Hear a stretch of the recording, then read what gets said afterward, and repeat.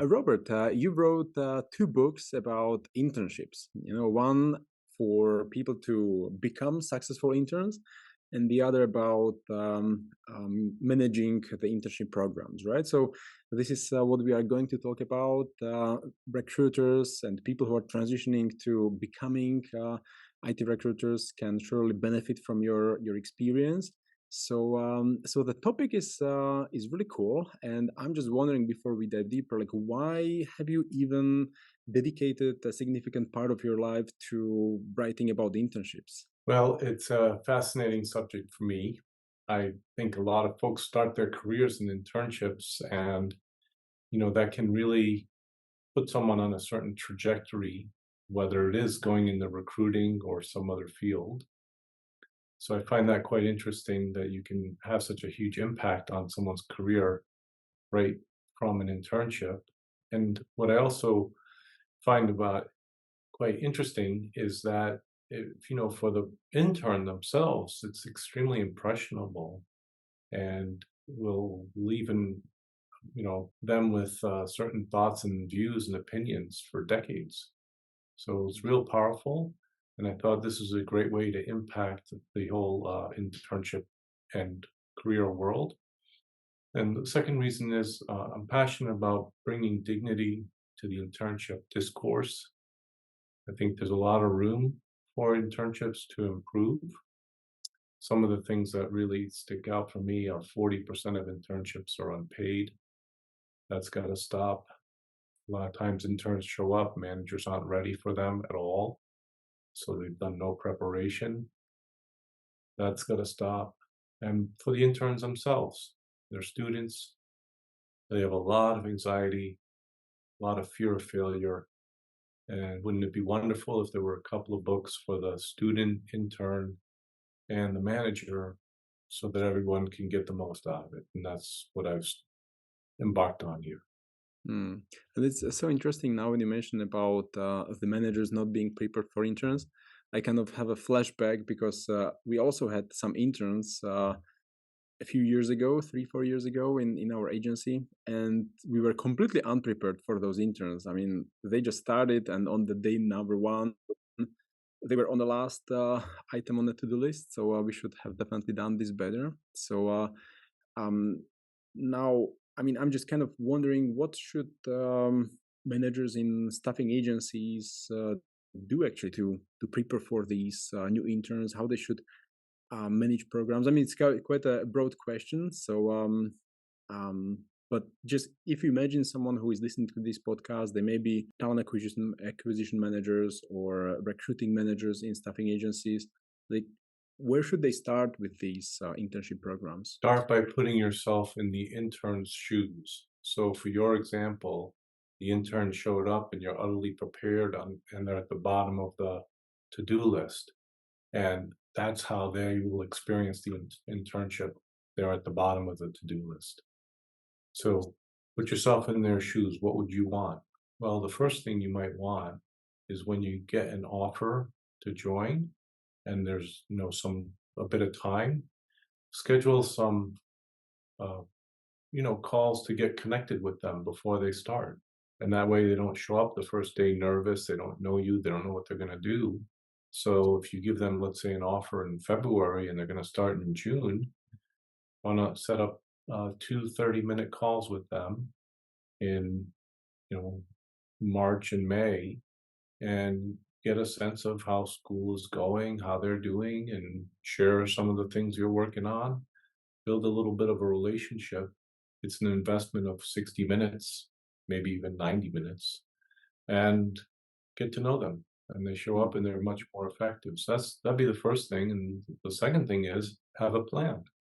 Make sure you know who's going to mentor them. Make sure you have access to the data they need. Everything today is a data project. So be prepared, right? What are they going to do? Where are they going to sit? Who are they going to talk to? What are the resources they're going to need? And spend that time between, say, February and June, pulling all of that together. Don't have them be at the bottom of your to-do list. It'll show. and they'll know, and it won't be a good internship. I'm sure it wasn't a great internship experience for the folks that showed up Mm, at your place that time. yeah. Well, weave it into your everyday work. Make it a priority. You can't kind of halfway do the internship and have it be great. It's got to be something you really focus on. And what's I have found extremely interesting is the more you focus on it, actually, the easier it gets, the more enjoyable it gets, the more dignified it gets. So those are some of the things I would point to in calm.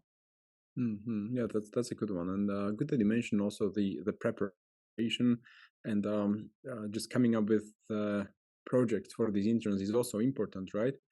Based on your Exactly. experience, yeah, based on your experience, would you say that these interns get usually the worst of the worst? Are they still seen as the unpaid labor, gets the ugliest tasks to work on, or would you rather suggest them to tackle some completely independent projects, even though they may not end up very well? So I think there is still a bit of, the interns here, it's unpaid. They'll get my coffee, lunch, dry cleaning, or clear out a file cabinet that no one's cleaned out, or they'll do the expense report I never got around to, things like that. And that's okay, but that shouldn't be what the internship is. Okay. So if there's something like that, all right. But to really have it be a good internship for everybody, put the time in to think about a worthwhile project at their level that they could do that's industry related, that has them learn, make connections, be able to give you feedback, be able to share with you what they're getting and receive feedback so they improve. That kind of internship is far better than the ones that aren't really thought through at all. And Mm, one of the tips I share with everybody is today these college students, they're all multitaskers. So when you're talking to them, they're also texting, they're also searching the web, they're doing all sorts of things all the time. They have 5, 6, 7 apps open. Right?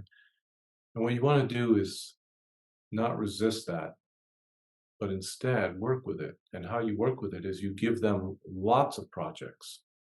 mm, So, right? So if you give them, let's say, 3 projects to work on, then they can multitask those 3 and mm, report to you. If you just give them 1, I think it's harder for them to just focus on 1 for 2 or 3 months. And mm, so this is part of the getting to know them and meeting them where they are and really thinking about how to empower them in their internship. And when you do that, you empower yourself and the entire organization.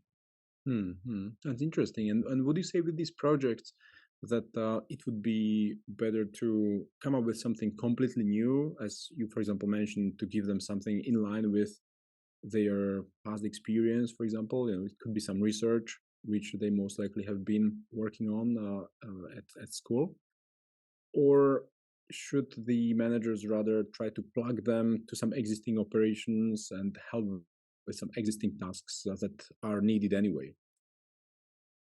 When it's an existing task and existing operations, then there's a lot more prep that needs to go into it, Mm, right? Because you're trying to fit them into something that's already working. And so you need to give them a lot more background on what's going on and understanding so that they kind of meet the challenge for where you're at. If it's something brand new, so interns that worked with me last summer worked on a chat GPT project, totally new, and they were so excited and they learned so much and they were extremely happy. It didn't take a lot from me because I don't know chat GPT. So it's like, okay, well, totally new project. Here you go, go figure it out. So I think both work. You just have to know what you have to do ahead of time to make it work.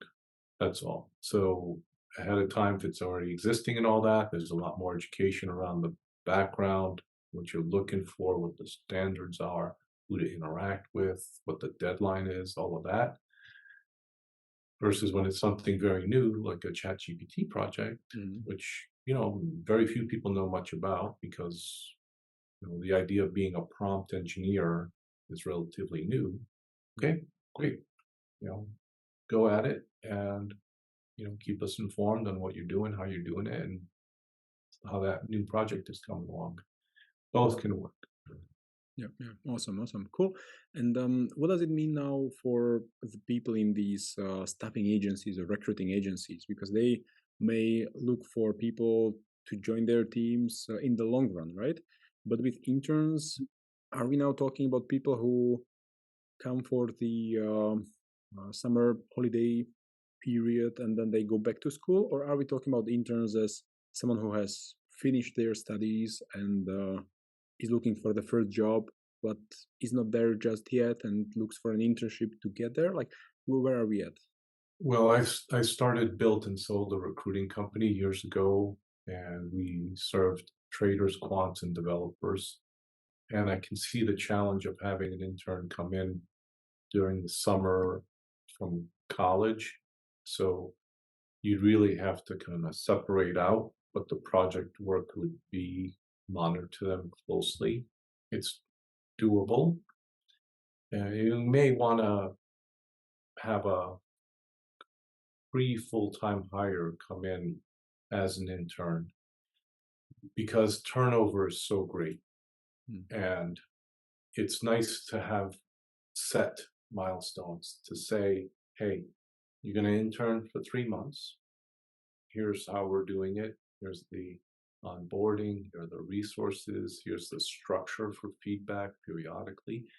And then we'll reassess at the end of that 3 months to see if certain goals and milestones were hit. And also to see, is this really something you want to do? And, recruiting is its own thing. Recruiting is the most complex and complicated bidirectional sales process that there is. It's the only sales process where your product can say no.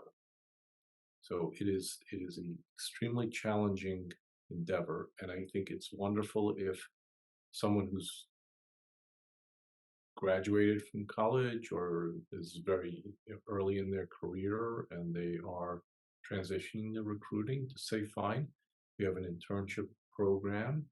Here's how it works. And at the end of it, let's have a very frank discussion on whether or not this is something for you. And that's the thing with recruiting. You don't know if this is something for you till you do it.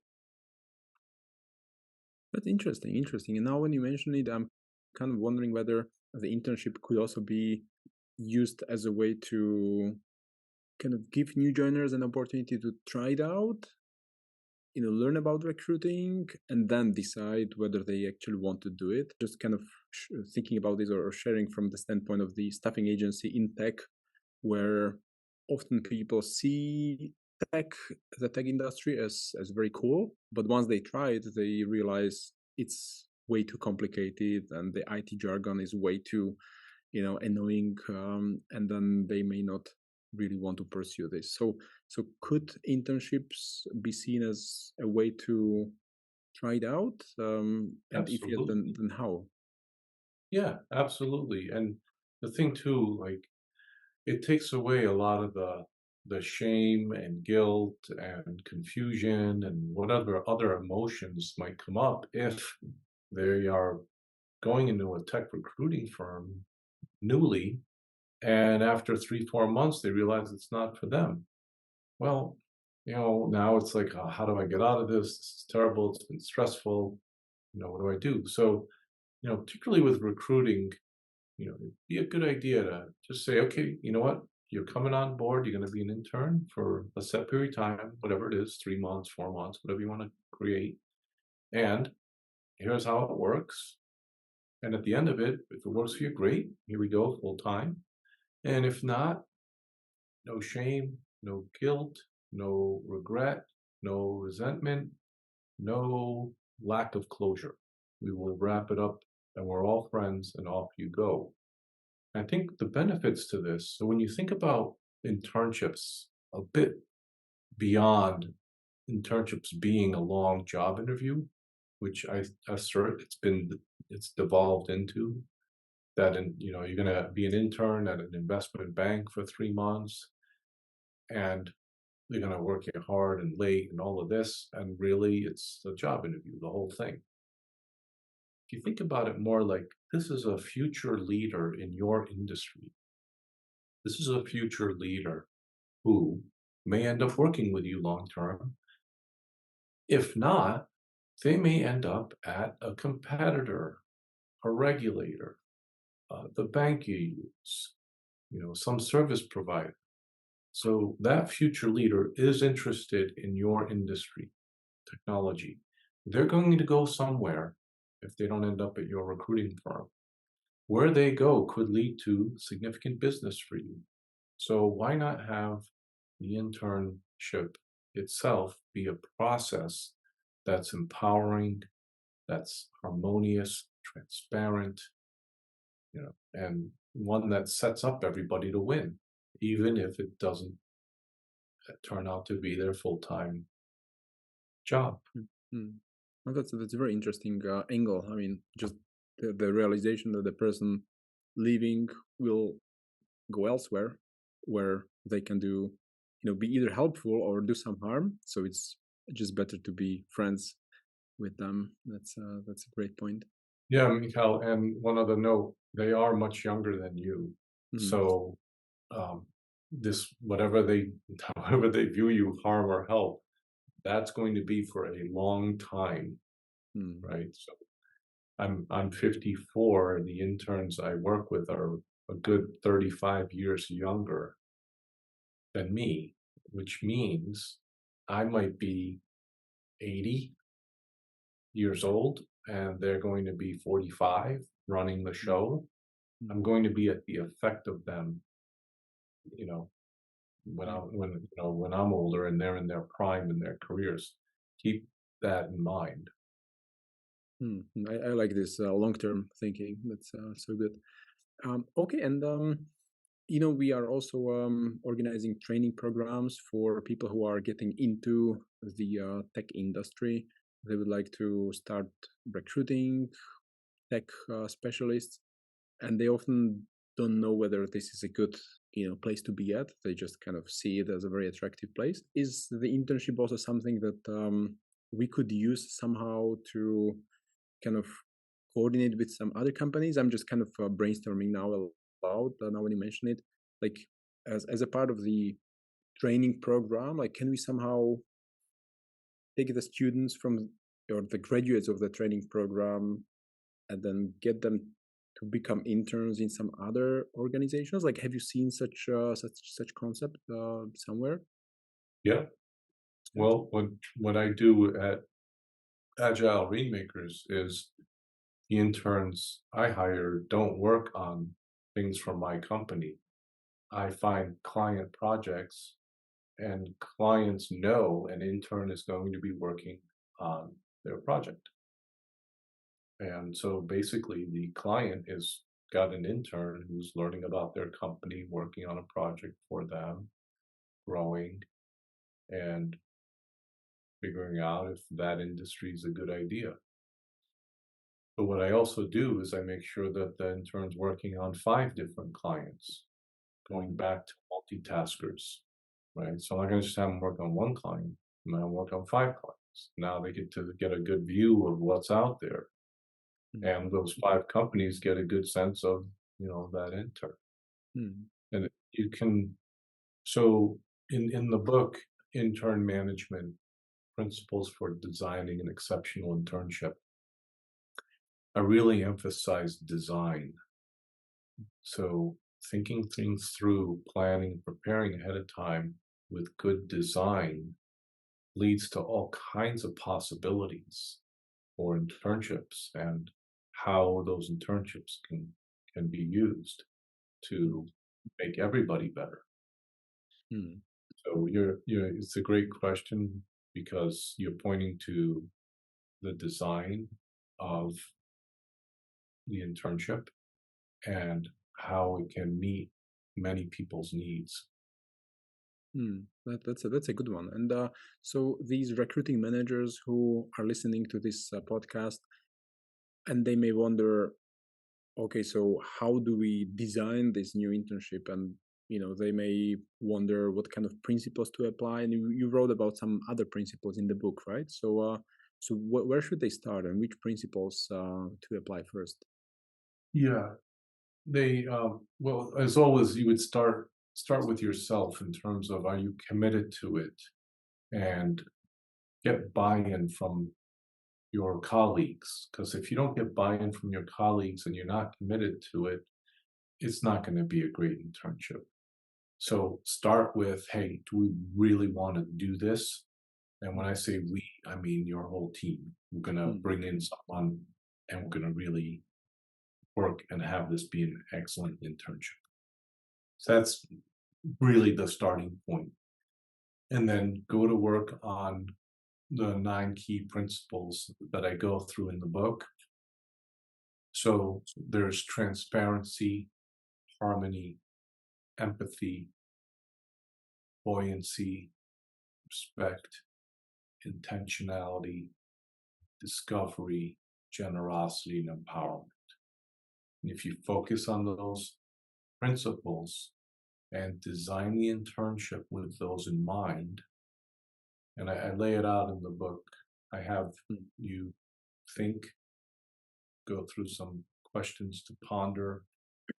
There's summary takeaways for each of those principles. mm, And I also lay out the internship I designed, and I come to it and say, every organization is different.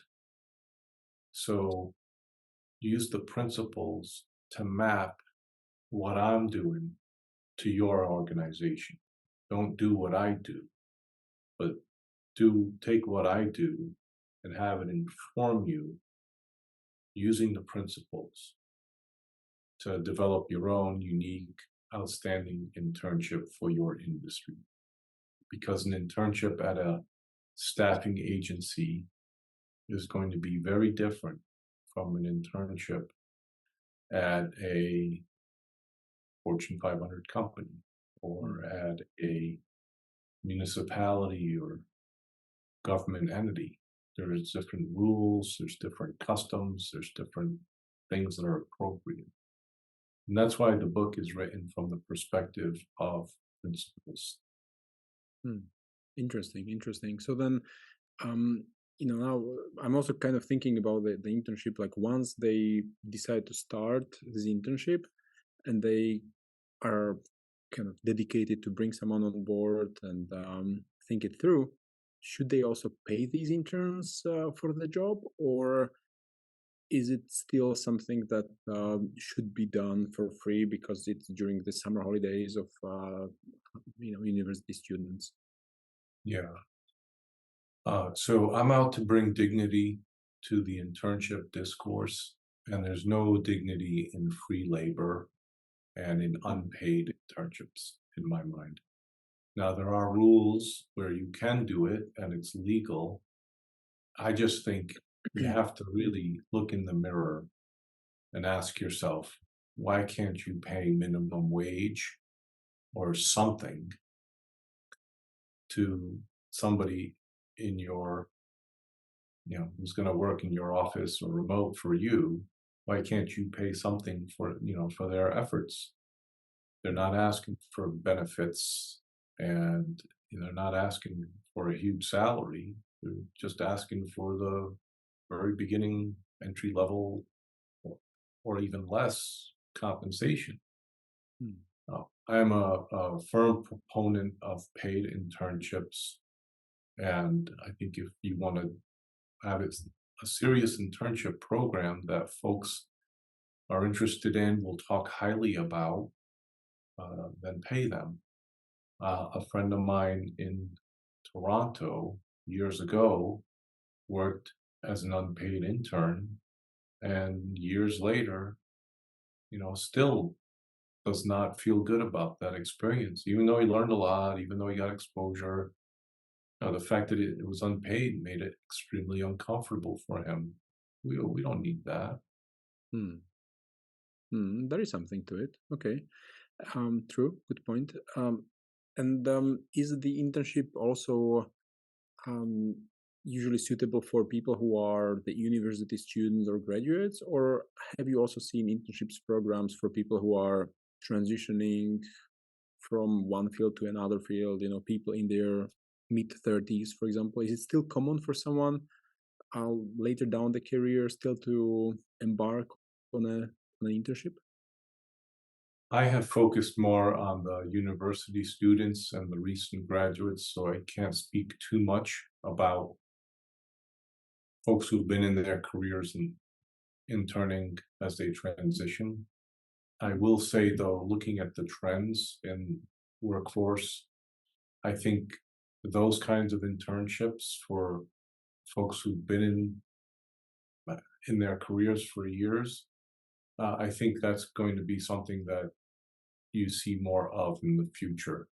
I just don't know a lot about that, and I don't want to Mm, speak about something I don't have any expertise on and yeah. haven't touched myself. But my sense is you'll see more of what, however many there are now, Mhm. you'll see more because what we're talking about today makes a lot of sense economically and you'll also at a human level. Yeah, yeah. Maybe it will have some slightly different label or name.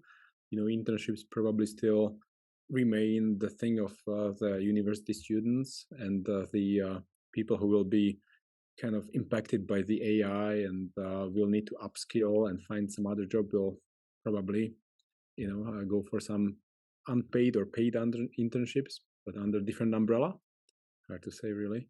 Have you I seen? think Yeah. that makes sense. Yeah. I mean, I think that can happen. Have you seen some other similar concepts? Something for people who are in their mid 20s or 30s when they change their career. Like, are there some other similar opportunities to gain experience quickly? I'm sure they're out there. It just hasn't Mhm, been my focus. mhm, If you're setting something up like that, though, in your staffing agency, you can use the same principles we've talked mm, about here to yeah, create that kind of program. So if someone's done a different type of recruiting and they want to get into tech recruiting, you can just use intern management, apply those principles, design an internship for them, and let them experience the opportunity to do tech recruiting with you and see if it's something that really inspires them for a long-term career. So I think there's a whole world of possibilities here. yeah, that's so true. And all these principles that you mentioned, they are easily applicable, right? From one kind of internship to slightly different type of an internship, and they are Yes, they easily. are. However, you as the manager, you've got to do the work on yourself. So you can't be designing an internship with a focus of one of the principles is empowerment if you're someone who doesn't want to empower others Mm, and you're stingy with your information or sharing or you're more interested in yourself than anyone else, mm, then it won't turn out. You've yeah. got to really own the principles and live them yourself, and then you'll have an exceptional internship. Mm. Good point. Good point. Okay, cool. So I'm kind of still thinking about these recruiting managers in staffing agencies. They may be, now already preparing their internship plans. They may wonder how to get the first people in. So before we wrap it up, would you share some final advice with these people on, how to even choose probably the people to join those internships? Like what you know how to build a great, I'm not saying an army of interns, but let's say a small team of interns, like two, three, 4 people. The key would be transparency as you interview. Let those students know, or whoever they are, let them know you're putting together a team to work on projects. So you could say, we're putting together a team of 3 interns. We've got some exciting projects you're going to work on. Mhm. That would be like, be transparent. Here's our plan. Here's where it is. And look at, hey, how do you see yourself fitting in to this? Is this something that inspires you? That's key, in my opinion.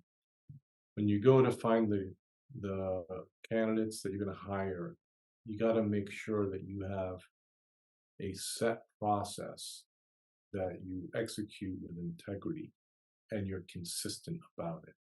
And that's the best way to hire folks, is to really follow whatever process you and your team align on. Don't make any exceptions and see how it goes. So I ask the same questions of every student, Mhm. and uh, having done that, I have trained my ear to really listen for how they answer that question. It also helps me know how they are relative to each other. It also informs me on how prepared they are for their interview. So put a lot of that time and energy up front, and it'll pay off for you in your internship and the whole onboarding and every other aspect of the process.